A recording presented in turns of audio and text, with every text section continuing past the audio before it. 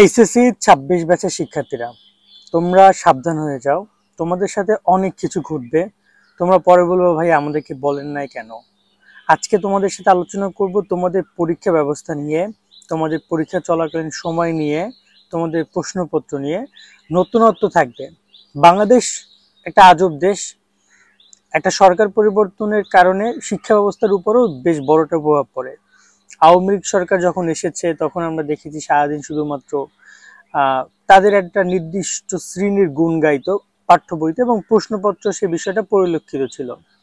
নতুন অন্তর্বর্তীকালীন সরকার এসেছে, তারা নিরপেক্ষ প্রশ্ন তৈরি করছে, বাট ওই যে আগে যে আওয়ামী লীগ সরকারের একটা গুণগান গাইতো ওইটার প্রভাব তো পড়েছে, তাই না? কারণ শিক্ষার্থীরা প্রশ্ন খুললেই দেখে শুধুমাত্র ওই টাইপের প্রশ্ন বা একটা ইজি একটা কোশ্চেন দেখে। এখন টাফ কোশ্চেন দেখে শিক্ষার্থীদের মাথা এলোমেলো। আবার তোমাদের সময় কোন সরকার আসে না আসে বলা তো যায় না, কারণ যদি তোমার এর আগে নির্বাচন হয়ে যায় তাহলে তো বলা যায় এক প্রকার নতুন একটা সরকার আসবে। এখন এই জায়গায় তোমাদের পরীক্ষা নিয়ে কিছু কথা বলি। আমি টোটাল প্রায় 4টা পয়েন্ট আলোচনা করবো। এক হচ্ছে পরীক্ষার টাইমিং, পরীক্ষার নিয়ম, প্রশ্নপত্র এবং তোমাদের কিছু নির্দেশনা। প্রথমত আগে তোমাদের পরীক্ষার সময় নিয়ে কথা বলি। তোমরাই এই লাস্ট 2020 থেকে এই যে 26 পর্যন্ত প্রথম ব্যাচ যারা কিনা টাইম টু টাইম এক্সাম দিবা। আই মিন তোমাদের পরীক্ষা ঠিক 2026-এর এপ্রিলে হবে। ঠিক এপ্রিলে হবে। কেন এপ্রিলে হবে? বিষয়টাকে এই যে এর আগে পরীক্ষার নিয়ম ছিল এপ্রিলে তোমাদের এইচএসসি পরীক্ষা নিবে, কিন্তু এই যে এবার তোমাদের যে সিনিয়র বড় ভাই ওদের পরীক্ষা কিন্তু নিচ্ছে জুনে। তো প্রায় 2 মাস পিছাইছে, কারণ ওদের বিভিন্ন কারণে তোমাদের পরীক্ষা পেছানোর সম্ভাবনা নাই বললেই চলে। এইচএসসি 2026 শিক্ষার্থীরা, বাংলা ইংরেজি আইসিটি নিয়ে আমি জানি তোমরা অনেকে দুশ্চিন্তা করছো। তোমাদের জন্য চলে এসেছে নাইট পাবলিকেশনের এই 3টা বই। সে Bangla A plus, Bangla first paper, second paper সব কিছু তোমরা পাবা এখান থেকে। হুবহু তোমাদের পরীক্ষায় কমন পড়বে। তার সাথে রয়েছে ইংরেজি এ প্লাস, এখানে ইংরেজি ফার্স্ট পেপার, সেকেন্ড পেপার তুমি সব পেয়ে যাবে, অনুবাদ সহ, লেখার নিয়ম থেকে শুরু করে সিন আনসিন।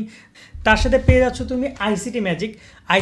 আইসিটির জন্য দারুণ এক। তার সাথে প্রত্যেকটা বই একটা বিশেষত বিষয় রয়েছে, প্রত্যেকটা একটা ইউটিউব ক্লাসগুলো তুমি কিওয়ার্ড করে স্ক্যান করলে পেয়ে যাবা। তোমরা এই বইগুলো সংগ্রহ করতে পারবা night24.com ওয়েবসাইট থেকে। ভিডিওর নিচে তোমরা অবশ্যই তাদের ওয়েবসাইট এবং তাদের ফোন নাম্বার পেয়ে যাবা, সেখানে হোয়াটসঅ্যাপ করলে তোমরা অর্ডারগুলো কমপ্লিট করতে পারবা। তোমাদের যদি এই বিষয় নিয়ে আপত্তি থাকে তোমরা শিক্ষা মন্ত্রণালয়কে তাৎক্ষণিক জানিও, কারণ তোমরা তোমাদের রুটিন প্রকাশ করার পর জানিয়ে কোনো লাভ নাই। পরীক্ষার নিয়ম নিয়ে কথা বলি একটু। পরীক্ষার নিয়ম দেখো, 25-এ যে পরীক্ষাটা নিচ্ছে তারা অনেক নিয়ম ইনক্লুড করছে, যেটা আগে ছিল কিন্তু অত কড়াকড়ি ছিল না। যেমন 3 ফুট ডিস্টেন্স থেকে বসানো হবে। তোমার পাশে যে ব্যক্তি বসবে, তোমার যে বন্ধু, যে পরীক্ষার্থী, তার ডিস্টেন্স থাকবে 3 ফুট। 6 ফুটে 2 জন। তোমার পিছনে যিনি থাকবে, সামনে যিনি থাকবে, তারও 3 ফুট ডিস্টেন্স থাকবে। আরো অনেক নিয়ম কানুন তারা চালু করেছে এইচএসসি পরীক্ষায়, মানে পরীক্ষার নিয়মটাকে কঠিন করার জন্য, দেখা দেখি না করার জন্য। তাছাড়া হাজারো পরীক্ষা কেন্দ্র, মানে অনেক পরীক্ষা কেন্দ্র তারা বাতিল করছে, যেসব জায়গায় নকল হইতো পরীক্ষা কেন্দ্র পরিবর্তন করেছে। এগুলো নিয়ে অনেক কথাও তোমরা হয়তো বা শুনেছো, বা তোমাদেরই এরকম ভুক্তভোগী তোমরা পরীক্ষা কেন্দ্র পরিবর্তন করার কারণে।